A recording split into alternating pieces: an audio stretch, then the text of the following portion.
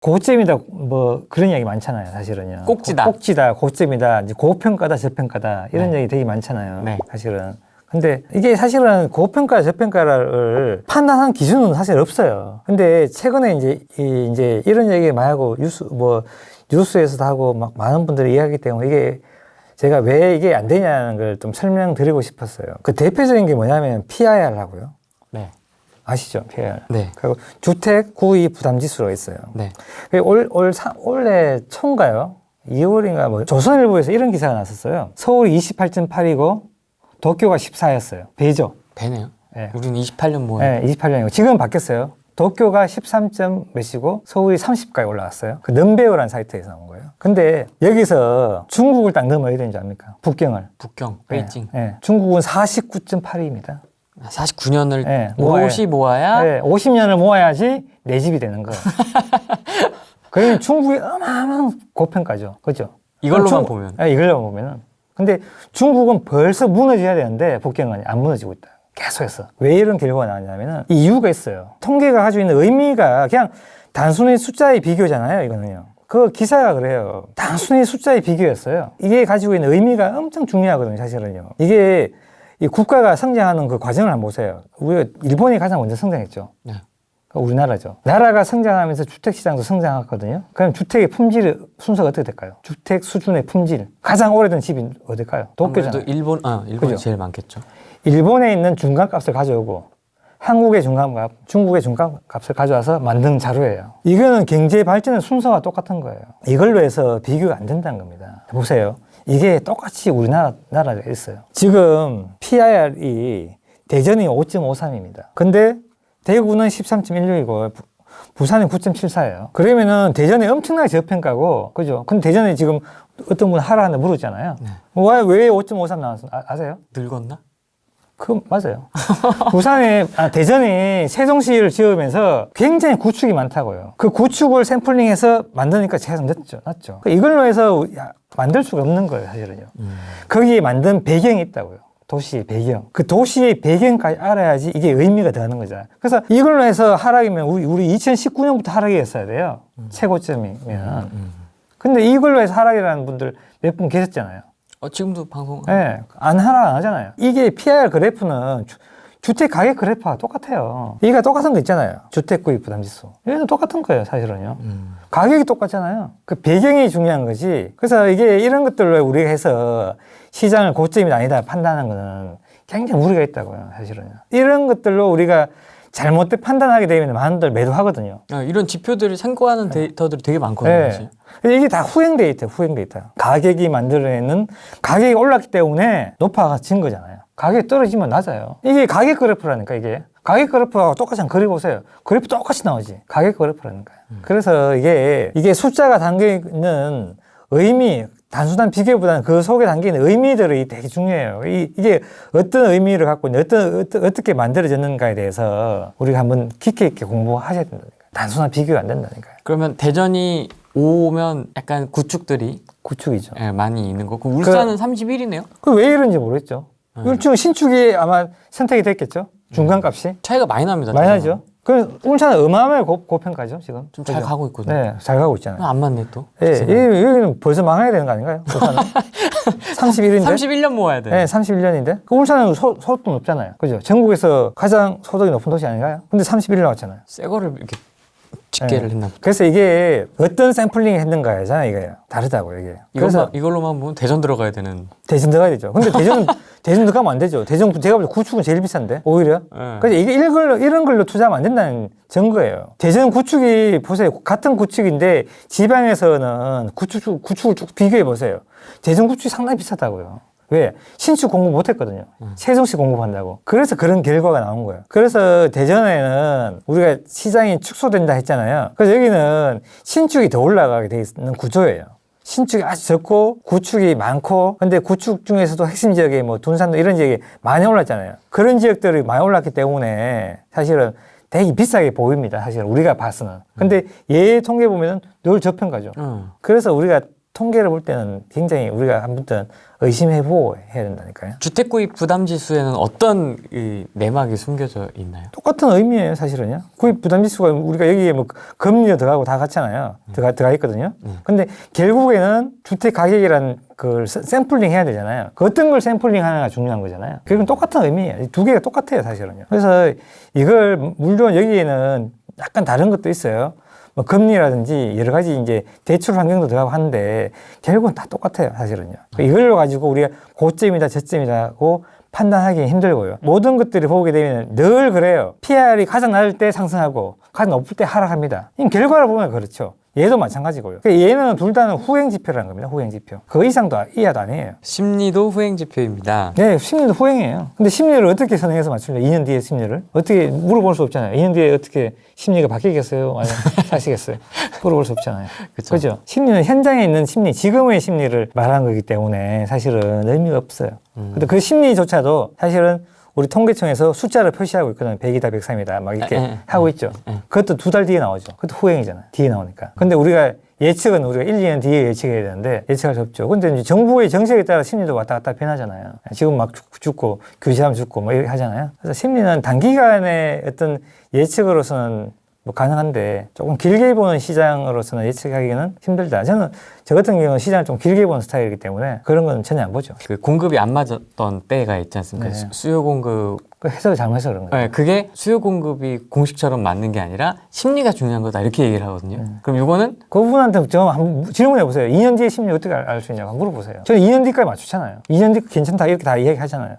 5월까지 맞죠. 네? 저 5월까지 맞추는데 2년 뒤에 심리를 어떻게 예측하냐고 좀 묻고 싶어요, 늘. 그러니까 심리는 단기간에 이제 시장에서 우리가 부동산 현장에 가보면 그 심리가 알 수 있어요. 뭐 매도자가 많으니 매수자 뭐 있잖아요. 매수 위주로 있잖아요. 그런데 그런 것들이 한 6개월이나 이렇게는 맞거든요. 근데 그걸 가지고 우리가 한번 투자해 보시면은 잘 안 된다고요. 6개월 상승하고 만약 2년 하락하면 어떡하죠? 지금 나중에 올해 만약에 주침하고 내년 상승하게 되면 심리 그분들은 또 다른 이유로 또 될 거예요. 또 자꾸 이유가 바뀐다고요. 저는 10년, 20년 동안 공급 환경을 가지고 이야기하잖아요. 근데 이 공부 안 된 분들은 계속 다른 이유를 대요.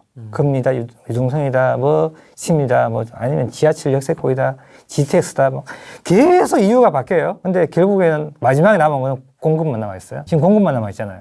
모두 다 지금 공급만 얘기하고 있다고요. 결국은 본질을 온 거잖아요. 공급을 공부해야 되는 이유가 그게 있습니다. 공급으로 해서 데이터를 넣어서 만약에 검증을 해보세요. 도시마다. 그러면은 어떻게 움직인가 약간 보일 거고요.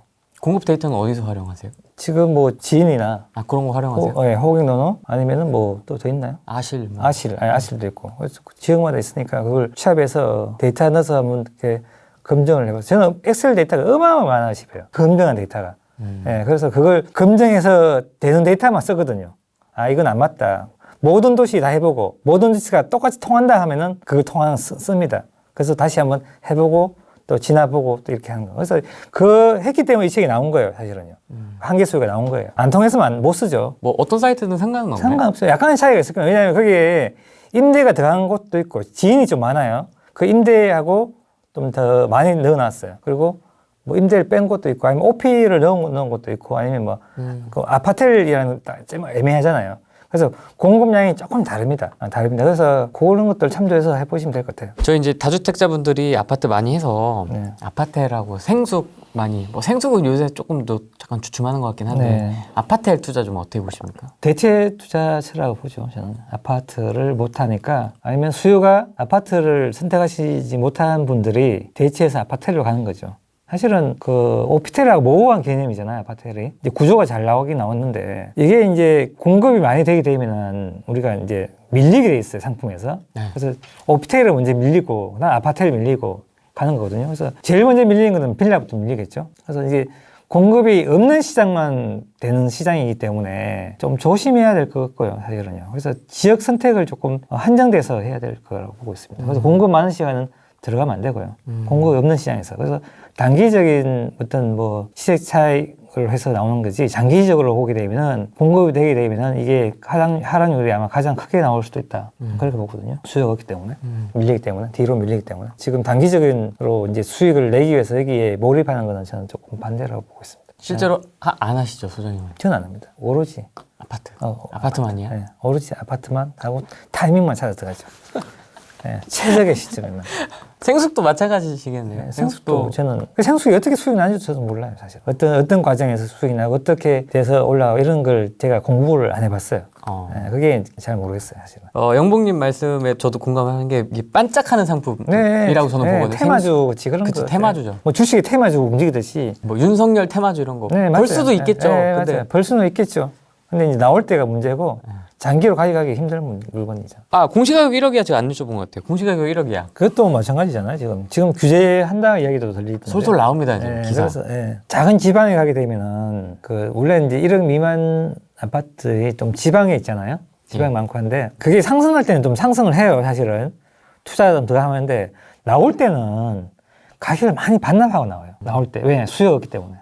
내가 나오려면은 조금 떨어뜨려야 되잖아요. 그래야 누군가 사거든요. 그 뒤에 나온 사람들 계속해서 가격이 떨어져 나오기 때문에 꼭 그런 것 같아요. 우리가 이제 과거에 보게 되면은 이제 우리가 소득이 늘어나게 되면은 상품의 선택이 위로 올라가거든요. 예전에는 빌라나 이런 데 거의 안 올랐죠. 왜 안 올랐냐면은 소득이 높아지면은 빌라라는 상품을 안 찾거든요.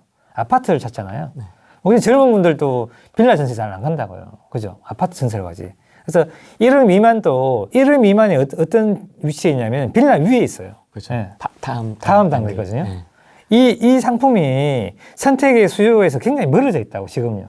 그래서 우리가 소득이 굉장히 올라가게 되면 이 상품 밀리거든요. 그래서 작은 도시 여러분들 그래프를 한번 보세요. 우리 호기능 그래프 이렇게 찍어보시면은 과거에 상승했다가 내려올 때 어떻게 되냐. 다 반납한 애들도 많아요. 1억에서 갔다 1억 5천 갔다가 다시 1억 갔다가 내려올 때.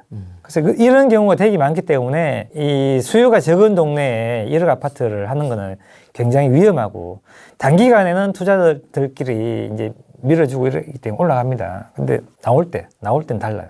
전혀 다른 시장이 되거든요. 전혀 다른 시장입니다. 들어올 때 하고 전혀 180도 다른 시장이 되기 때문에 정말 조심해야 될 시장이에요. 그냥 1억이라는 이유로 올라가는 시장도 있거든요. 수요가 몰렸기 때문에. 그런 시장 더더욱 조심해야 돼요. 너무 이제 막 휩쓸려 다니니까 사실은 좀 안타까워요. 사실은. 머리 아프잖아요, 공부. 네. 근데 지역만 듣고 싶고. 근데 지역만 들으면은 내가 흔들려요. 이렇게 정책이 나오게 되면 흔들리거든요. 내가 판단을 스스로 못 내려요. 공부를 하셔야지, 이건 아무것도 아니구나, 이렇게 넘어갈 수 있습니다. 지금 이제 시장이 또 영원한 상승 없잖아요. 하락기도 하니까. 그 시간을 맞게 공부해 놓으면은 다음에 또 그걸 또 이용해서 또 큰 수익이 나니까 공부하시는 게 맞다고 보고 있습니다. 이렇게 주워 담을 수 있는 때가 네. 저는 올 거라고 후장님을 믿고 있습니다. 네. 저는 같이 할 때 안 움직여요. 아무도 안 할 때 움직입니다. 네. 지금 제가 2019년부터 아무것도 안 했어요, 사실은요. 남들만 할 때 안 합니다, 저는요. 진짜 제가 이제 2011년도도 봤지만 정말 그때는 정말 고수들 정말 많았어요. 그분들 지금 어디 있는지 몰라요, 그분들이. 그분들은 그때는 되게 많았거든요. 그분들은 아마 지금 시장을 안 좋아할 거예요. 그러니까 그런 분들은 빨리 하락을 기다리고 있을 수도 있어요.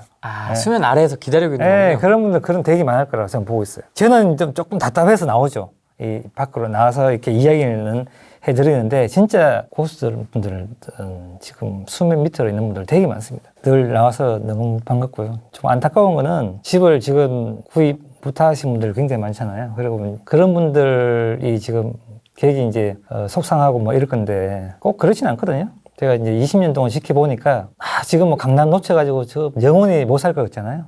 근데 시간 지나보면은 내가 살 수 있는 금액이 또 오거든요. 아, 그래요? 네, 지나보면 늘 그렇습니다. 날아간 거 아닙니까? 그렇지 않습니다. 그래서 늘 물건이 많지 돈이 없었어요. 네. 그래서 돈만 있으면 늘 물건이 많다니까요. 그 대신에 공부가 돼 있어야 돼요.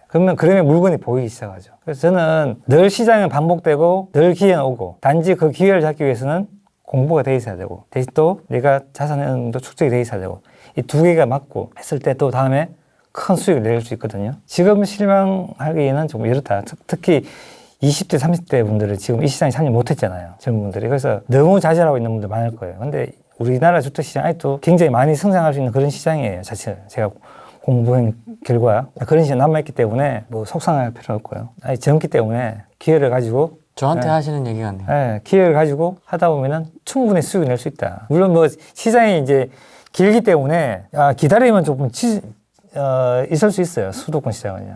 시장 자체 길기 때문에 다음 사이클까지. 대신에 이제 지방도 움직이니까 거기에 맞게 또 움직임이 되니까 너무 뭐 그럴 필요는 없다. 저는 그렇게 생각하고 있어요. 그래서 공부를 좀 열심히 하시라. 특히 공급 공부를 열심히 좀 하시라고 제가 또 말씀드리고 싶어요. 늘 말하는 이야기지만.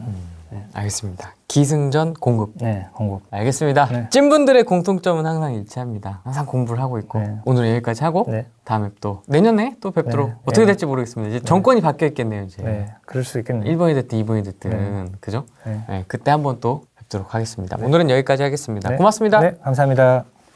안녕. 안녕 한번 해주세요.